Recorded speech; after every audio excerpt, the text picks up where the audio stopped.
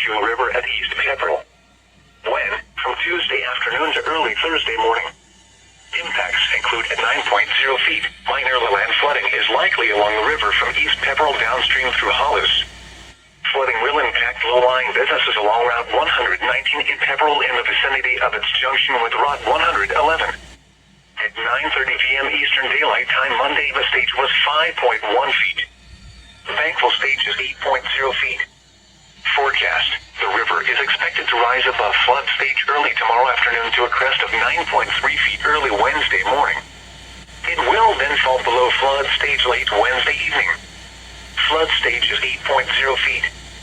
Flood history: this crest compares to a previous crest of 9.4 feet on May 16, 2006.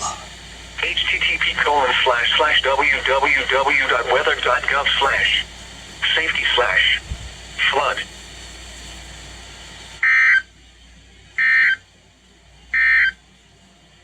Flood warning in effect until 1 a.m. Eastern Daylight Time Tuesday. Flooding